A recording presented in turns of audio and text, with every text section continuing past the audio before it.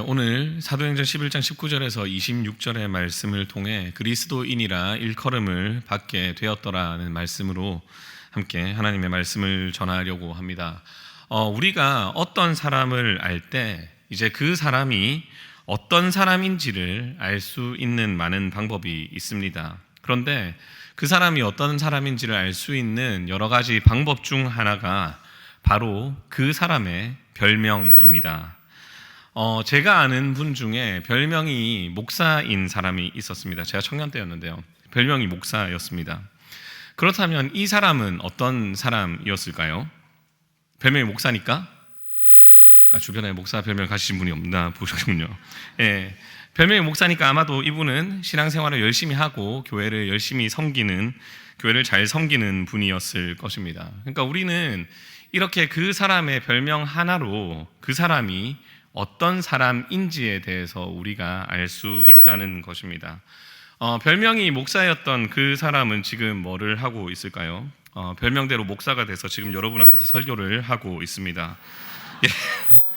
예, 오늘 본문은 이방인 선교 중심지로서 바울과 바나바를 나중에 파송하게 되는 안디옥 교회의 탄생에 대한 본문입니다.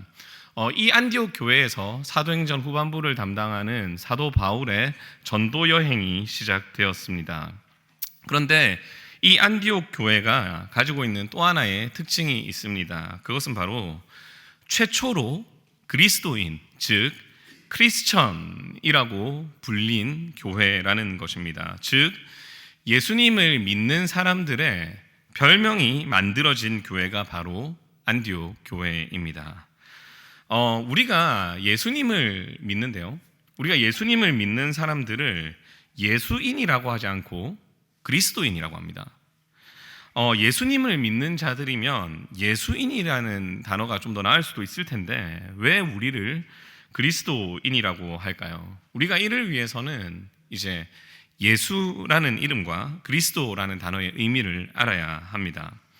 그러니까 예수라는 이 이름은 말 그대로 예수님의 이름입니다. 그러니까 자기 백성을 그들의 죄에서 구원할 자라는 구원자라는 예수님의 이름이 예수이죠.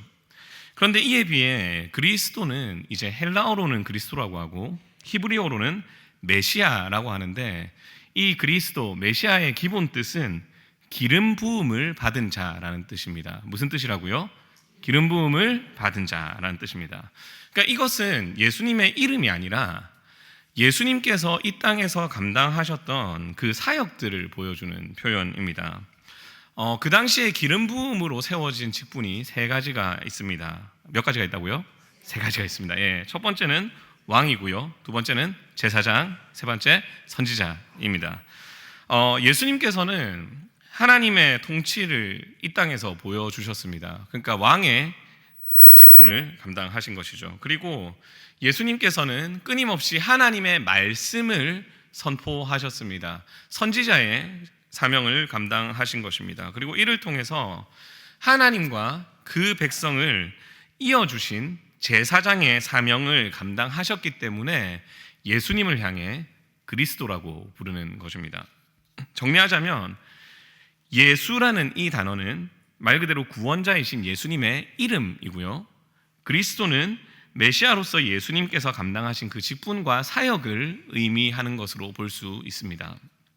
그런데 사실 이 예수라는 이름은 그 당시 히브리인들에게는 상당히 흔한 이름이었습니다. 그러니까 예수님만 예수라는 이름을 가졌던 게 아니라 사실 그 당시에 히브리 사람 중에 많은 사람들이 예수라는 이름을 가지고 있었다는 것이죠.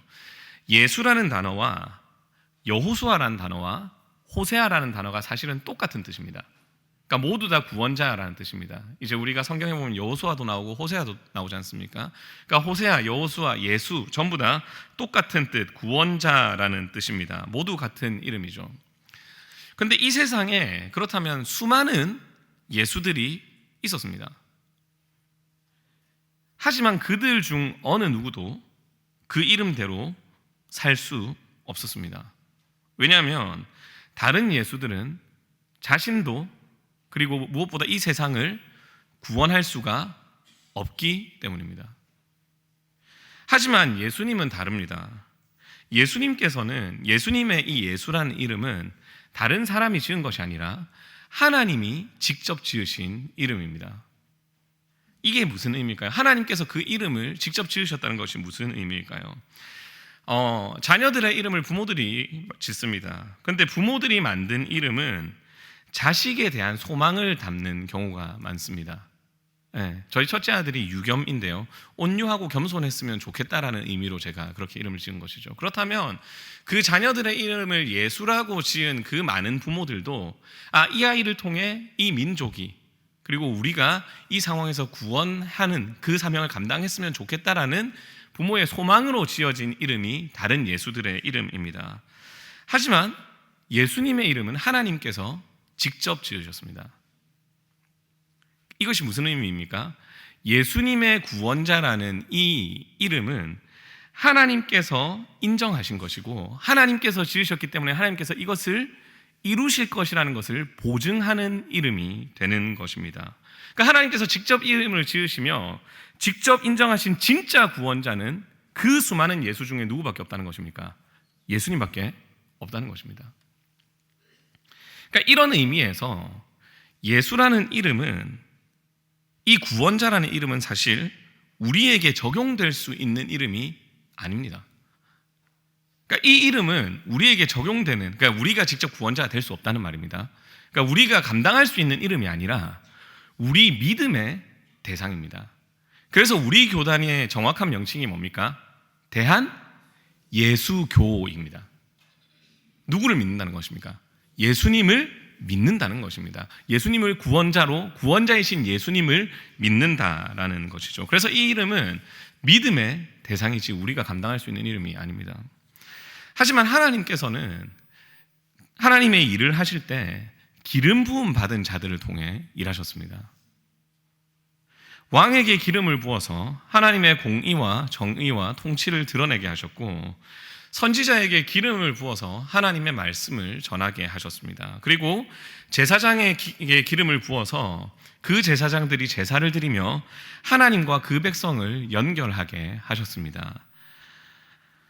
즉 예수님을 믿는 우리는 예수라는 이름을 우리가 감당할 수는 없지만 기름 부음을 받은 자로서 왕으로서 선지자로서 제사장으로서의 사명을 감당해야 하는 것입니다. 즉 우리는 그리스도 기름 부음을 받은 자로서의 사명이 우리에게 있는 것입니다. 그래서 우리를 그리스도인이라고 부릅니다. 그렇다면 오늘 본문에서 이 그리스도인이라는 단어가 처음 등장을 하는데요. 도대체 안디옥 교회 성도들은 어떻게 해서 그리스도인이라고 불리게 되었을까요? 그러니까 그 당시에 안디옥 사람들이 있을 거 아닙니까? 믿지 않았던 안디옥 사람들이, 예수님을 믿지 않았던 안디옥 사람들이 그 안디옥 교회의 성도들의 모습을 보니까 그러니까 이 사람들이 매일 입으로 전부 다 끝나는 게 그리스도인 거예요. 그러니까 이 사람들의 입으로 끊임없이 나오는 말이 그리스도인 거예요. 그래서 존 스토트, 유명한 신학자인 존 스토트는 아마도 그들의 입에서 그리스도라는 단어가 끊이지 않았을 것이라고 이야기합니다. 즉 이들은 끊임없이 복음을 전하는, 예수 그리스도를 전하는 선지자로서의 사명을 감당한 사람들이었던 것입니다. 그리고 우리가 잠시 후에 살펴보겠지만 안디옥 교회 성도들은 편견이 없이 사랑과 선행의 모습이 늘 나타났습니다. 하나님의 통치가 있을 때, 하나님의 말씀에 순종해서 하나님의 통치가 그곳에 임할 때 어떤 모습이 나타나는지를 보여줬다는 것이죠. 이런 부분에서 하나님의 통치를 보여주는 왕으로서의 사명을 이들은 감당했던 것입니다. 그리고 이런 모습들을 통해 이들은 하나님과 세상 사이를 연결하는 그 통로가 되었던 것이죠. 제사장의 사명을 감당했던 것입니다. 그러니까 안디옥 사람들이, 예수님을 믿지 않는 안디옥 사람들이 이렇게 안디옥 교회 성도들의 모습을 보고 그들의 말을 들어보니까 정말로 그들의 말과 삶이 그리스도로 가득 차 있었던 것입니다. 그래서 안디옥 교회 성도들이 예수님을 믿지 않는 안디옥 사람들로부터 뭐라고 불린 것입니까? 그리스도인이라고 불리게 된 것입니다. 그렇다면 구체적으로 안디옥 교회 성도들의 어떤 모습에서 그리스도의 모습이 나타났을까요? 크게 두 가지를 살펴보려고 합니다. 먼저 안디옥 교회는 그리스도의 사랑을 베풀었던 교회입니다. 안디옥 교회는 그리스도의 사랑을 베풀었던 교회입니다. 안디옥 교회는 다른 사람의 고난을 남의 일처럼 여기지 않았습니다. 우리가 오늘 읽었던 본문 바로 뒤에 나오는 사도행전 11장 27절에서 30절의 내용을 보면요, 아가보라는 선지자가 와서 안디옥 교회 성도들에게 천하에 큰 흉년이 있을 것이라고 예언을 합니다. 그리고 이 말을 들었던 안디옥 교회 성도들이 실제로 그 큰 흉년이 일어났을 때 힘을 모아서 자기가 할 수 있는 최선을 다해서 예루살렘 교회를 도웁니다. 지금 아가보는 유대의 큰 흉년이 들 것이라고 하지 않았고 천하의 큰 흉년이 들 것이라고 말했습니다. 물론 역사의 기록을 보면 그 당시 안디옥 지방에 큰 흉년이 있지는 않았습니다. 하지만 우리도 아는 것처럼 경기가 좋지 않을 때, 그러니까 흉년이 전 세계 곳곳에 들고 있어서 경기가 좋지 않으면 지갑이 열리게 됩니까? 지갑이 닫히게 됩니까? 닫히게 되는 거죠.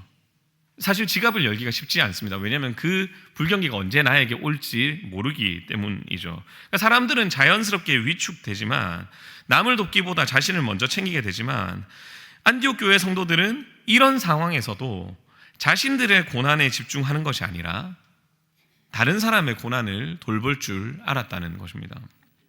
그리고 안디옥 교회는 자신들이 받은 사랑을 당연하게 여기지 않았습니다. 그러니까 자신들이 받은 사랑을 당연히 여기지 않고 받은 그 사랑을 그대로 베풀 줄 알았던 교회입니다. 오늘 본문에서 읽었던 것처럼 안디옥 교회가 이제 부흥한다는 소식이 들렸습니다. 그러자 예루살렘 교회에서 한 사람을 안디옥 교회로 파송 보냅니다. 그 사람이 누구입니까? 바나바입니다. 그러니까 지금 안디옥 교회가 부흥하니까 예루살렘 교회에서 이 소식을 듣고 한 사람을 안디옥 교회로 파송하는데 그 사람이 바로 바나바입니다. 바나바는요, 예루살렘 교회에서도 매우 중요한 인물이었습니다. 자기 재산을 다 팔아서 교회에 헌신했던 사람이 바나바였습니다. 요셉이라고도 불리는 바나바라고 나오죠. 그리고 예루살렘 교회의 7 집사 중에 한 명으로서 상당히 중요한 역할을 했던 사람인데요. 하지만 안디옥 교회를 위해 예루살렘 교회가 자신들의 교회에도 너무나도 중요한 이 바나바를 파송한 것입니다. 이것이 쉬운 일이었을까요? 쉽지 않았을 것입니다. 그러니까 큰 결단을 한 것이죠.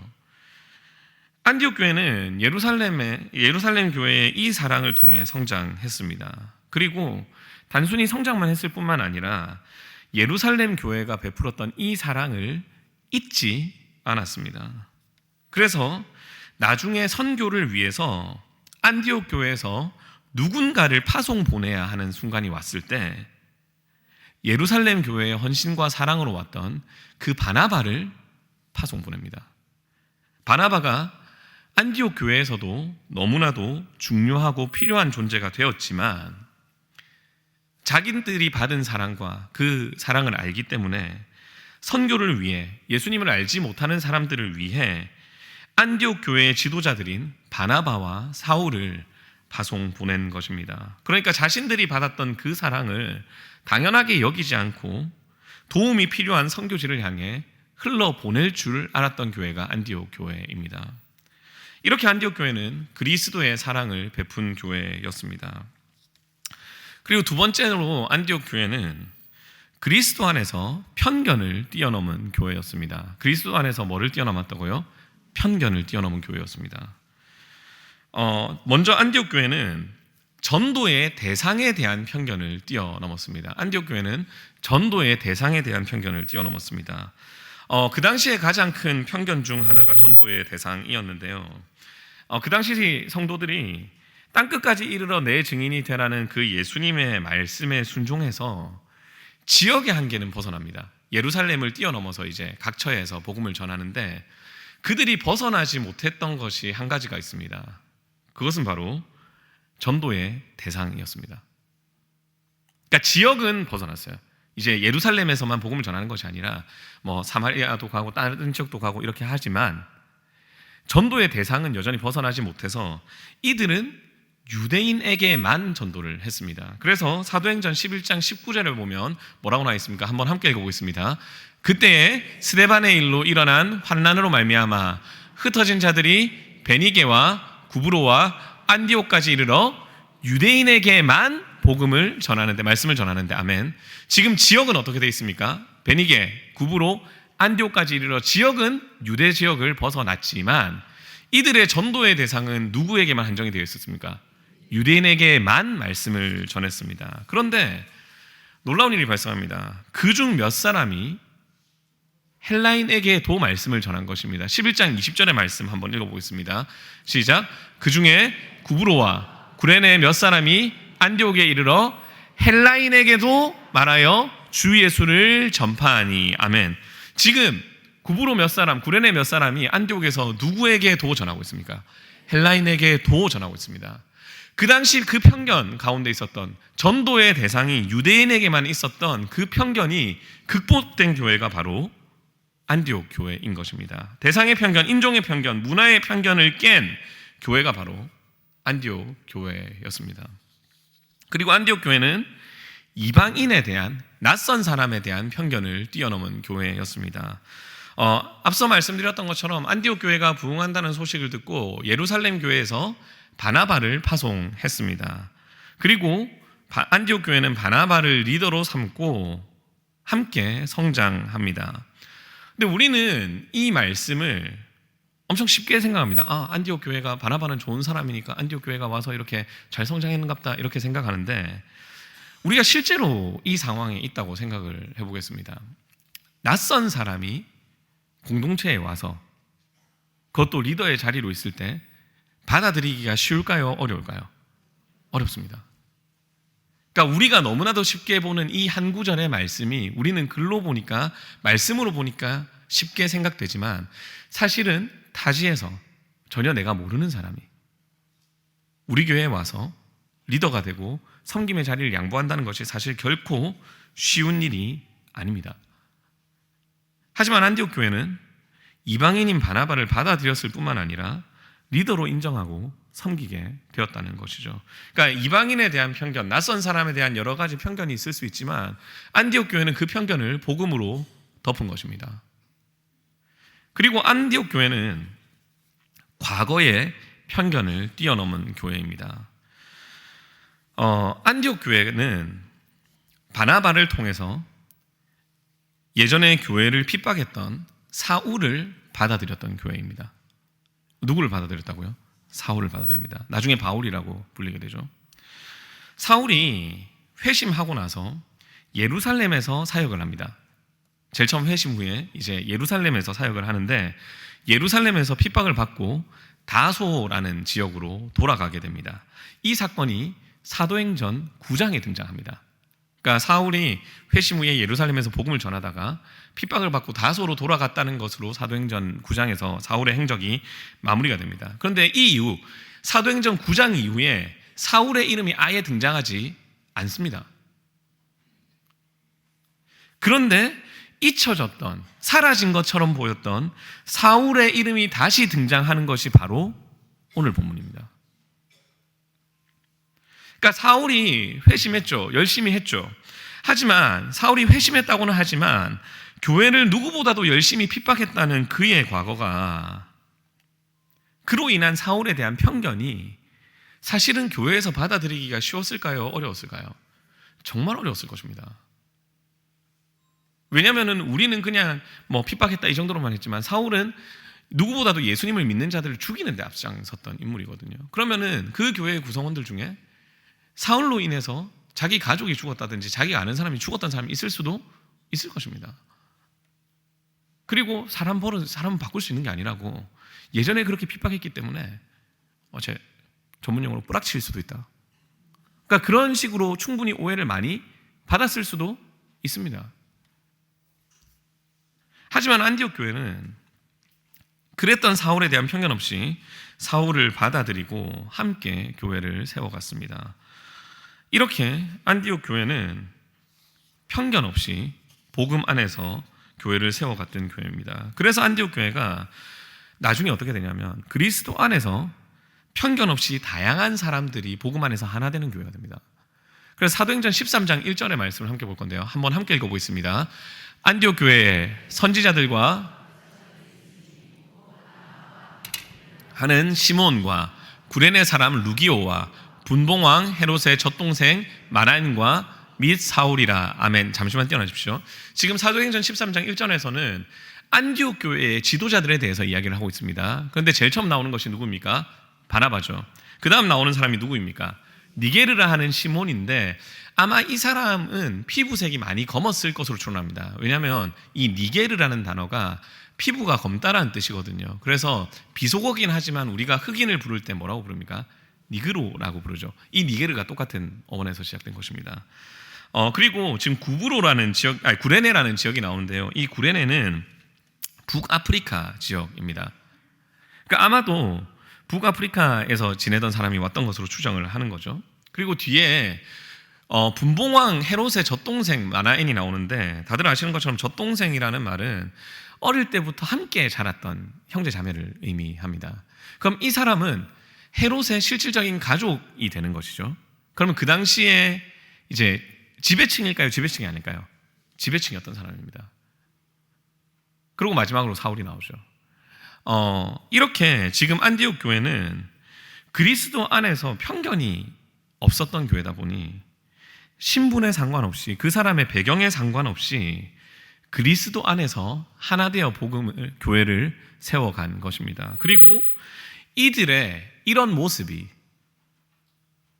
말로는 끊임없이 복음을 전하고 사실 세상은 신분에 따라 배경에 따라 편을 나누고 따로따로 살아가는 이런 시대 속에서, 이런 세상 속에서 정말로 이 안디옥 교회 안은 그리스도 안에서 하나된 그리스도의 통치를 보여주며 살아갔기에 이런 모습이 있었기에 이렇게 편견 없이 그리스도의 사랑으로 덮인 교회가 됐기에 안디옥 교회가 그리스도인이라고 불리는 것입니다. 그러니까 우리가 이 말들을 글로 보니까 너무 쉽게 느끼지만 사실 이게 얼마나 어려운지 우리는 너무 잘 압니다. 울산에 수많은 외국인들이 있습니다. 그런데 그들에게 복음을 전하기가 얼마나 어렵습니까? 우리 교회도 타지에서 오신 분들이 많이 있지만 사실은 또 그분들이 적응하기에 우리도 노력을 하지만 그분들도 적응하기에 쉽지가 않은 부분도 있습니다. 그리고 무엇보다도 예전에 어떤 사람이 어떤 잘못을 했다면 그것이 그 사람의 낙인이 되어서 평생 그 사람을 따라 다니게 되는 것이죠. 이런 것이 너무나도 많았던 것이죠. 하지만 안디옥 교회는 그들이 말로만 그리스도를 외친 것이 아니라 이런 편견 없는 그리스도의 사랑이 안디옥 교회를 덮었기 때문에 이들은 그리스도인이라고 불립니다. 사랑하는 성도님들, 우리가 살아가는 이 시대는 우리의 별명을 잃어버린 시대입니다. 우리의 별명 중 하나가 어떤 것이 있었을까요? 예수쟁이라는 말이 있었죠.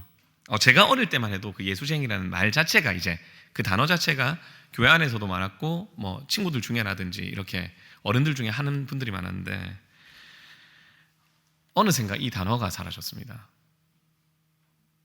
예수쟁이라는 단어 자체가 어느샌가 사라진 시대입니다. 예전에는 착한 사람을 향해 뭐라고 얘기했을까요? 천사 같다 이랬습니다. 요즘은 뭐 같다는 말을 더 많이 할까요? 보살 같다는 말을 더 많이 합니다.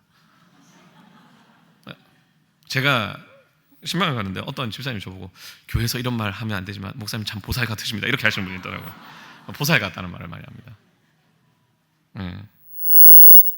심지어 성탄절의 제일 대표적인 인사가 뭐라고 하죠? 성탄절에 이제 뭐라고 얘기합니까? 저희 메리 크리스마스라고 하죠. 근데 요즘은 해피 홀리데이라고 합니다. 메리 크리스마스라고 하지 않습니다. 예수님이 태어나신 날이 아니라 행복하고 즐거운 공휴일이라는 것입니다. 예수님의 생일인데 예수님이 없어지고 있습니다. 기독교는 분명히 사랑의 종교인데 우리를 향해 독선적이라고 이야기합니다. 그리고 무엇보다 이 용어도 오래됐죠. 이제 더 이상 세상 사람들이 우리를 향해 기독교라고 하지 않고 개독교라고 합니다. 이 시대가 우리가 지금 살아가고 있는 시대입니다. 그리스도인이라는 우리의 별명을 잃어버린 시대입니다.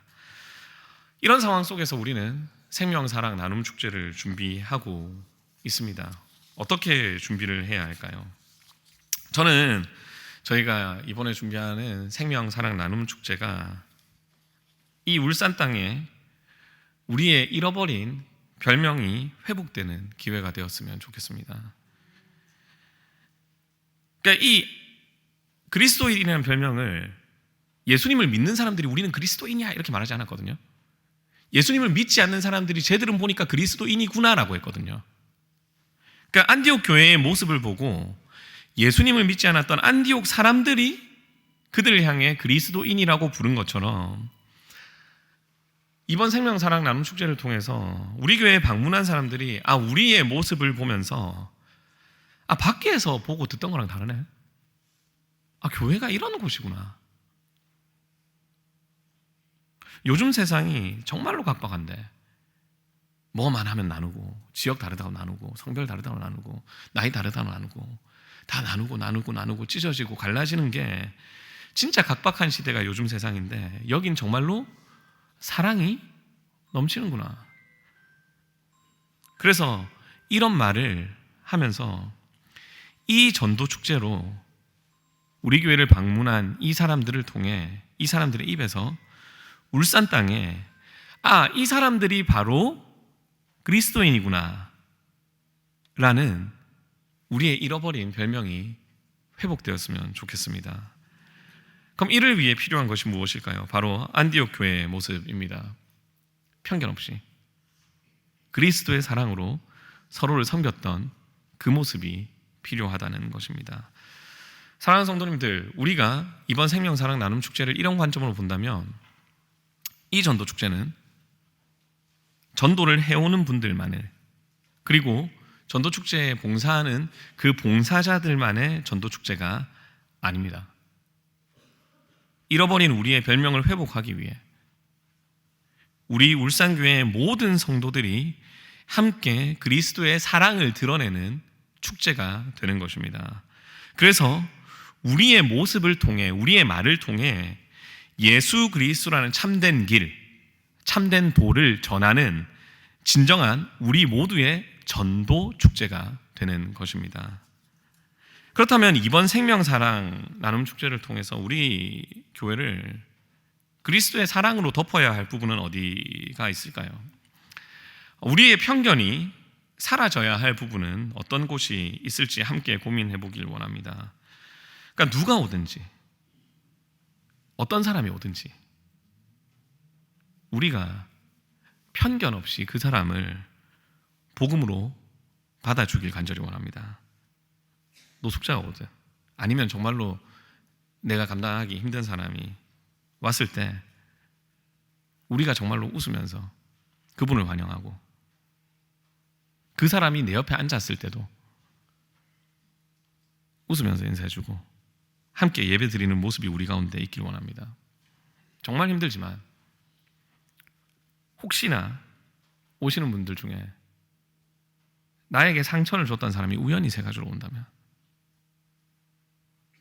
그 사람을 우리가 받아들일 수 있기를 원합니다. 그리고 단순히 우리가 이 예배 시간에만 우리의 거룩, 그리스도인의 거룩을 나타내는 것이 아니라 우리 교회의 모든 시간을, 우리 교회의 모든 장소를, 모든 공간을 그리스도의 거룩과 사랑으로 덮기를 원합니다. 우리의 거룩과 사랑의 사각지대를 없앴으면 좋겠습니다. 예배를 기다리는 순간 이제 많이 오겠죠. 코이노니아에도 사람들 오고 엘림에도 오고 마리에도 오고 교회가 가득 찰 것입니다. 막 그 사람들이 모르는 장소를 물어보는 순간 우리의 사랑을 드러내고, 엘리베이터에서 함께 줄을 서는 순간, 화장실에서 함께 줄 서고 기다리는 순간,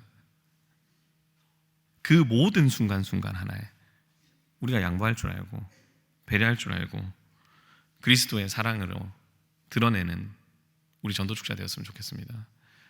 집회 시간, 예배 시간에 사람들이 많이 와서 내 앞자리에 왔을 때 안 보인다, 그 머리 좀 치워주소, 이렇게 하는 게 아니라 안 보이면 어떻게 하면 됩니까? 내가 옮기면 됩니다.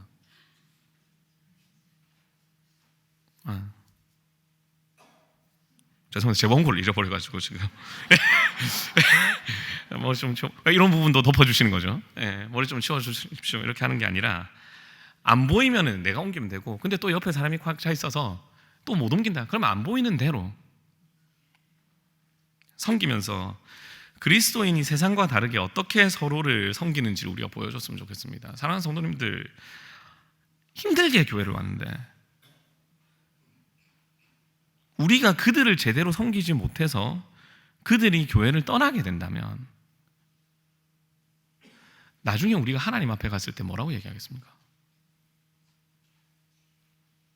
우리가 봤을 때 새 가족으로 오신 그분이 우리는 그냥 뭐 왔는갑다 이렇게 생각하지만 누군가에게는 간절한 기도의 응답입니다. 그래서 우리가 작은 거 하나라도, 정말 작은 거 하나라도 서로를 섬기며 예수님을 닮은 모습이 나타나는 그런 모습이 이번 생명사랑 나눔 축제를 통해 우리 교회에 가득하길 간절히 원합니다.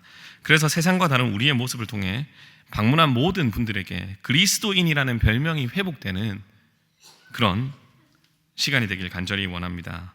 그렇다면 이 그리스도인의 시작은 어떻게 시작되었을까요?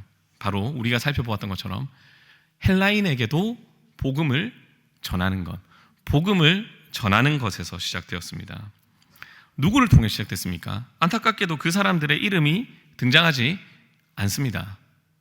이름도 없이 빛도 없이 수고한 모든 성도들을 통해 시작된 것입니다. 그런데 이름 없이 빛도 없이 성도들이 묵묵히 자기 자리에서 복음을 전할 때 놀라운 일이 발생합니다. 그것이 무엇입니까? 사도행전 11장 21절의 말씀입니다. 사도행전 11장 21절의 말씀 함께 읽어보겠습니다. 성경책을 함께 읽습니다. 시작. 주의 손이 그들과 함께 하심에 수많은 사람들이 믿고 주께 돌아오더라. 아멘. 그 이름 없는 성도들이 묵묵히 자기 자리에서 복음을 전할 때 어떤 일이 발생했습니까? 바로 주의 손이 그들과 함께 하셨습니다. 우연처럼 보였던 그 모든 순간이 주의 손이 함께 하셨던 순간인 것입니다. 박해로 인해 예루살렘에서 성도들이 이방으로 퍼져나간 것, 그리고 사도행전 10장에 고넬료에게 복음이 전해지거든요. 그래서 고넬료에게 복음이 전해져서 이방인 선교가 시작된 것, 이 모든 것들이 다 주의 손이 그들과 함께 하셨기 때문에 일어났던 일이었던 것입니다. 만약 사도행전 10장에서 고넬료에게 복음이 전해져 있지 않았다면 이 11장에서 이방인 선교가 가능했을까요? 안 됐을 것입니다. 오히려 이방인 선교가 막혔겠죠. 하지만 하나님께서는 성도들이 하나님의 말씀에 순종하며 복음을 전할 때 그 손을 함께 해주심으로 그 일을 이끌어 나가셨습니다. 말씀을 마무리하겠습니다. 이제 이번 주 금요일부터 우리 교회 생명사랑 나눔 축제가 시작됩니다. 복음을 전하는 것에서부터 그리스도인의 탄생이 시작되었고, 그 길에 우리 하나님이 그 손으로 함께 하셨습니다. 우리가 지금 한 달 동안 기도로 준비하며 새 생명사랑 나눔 축제를 준비했습니다. 이 모든 순간이 주의 손이 우리와 함께한 순간인 줄을 믿습니다. 함께 끝까지 기도로 최선을 다하며 주의 손이 우리와 함께 하심으로 이 울산 땅에 그리스도인이라는 별명을 회복시키는 그 사명을 잘 감당하시는 우리 모든 성도님들이 되시길 간절히 원합니다.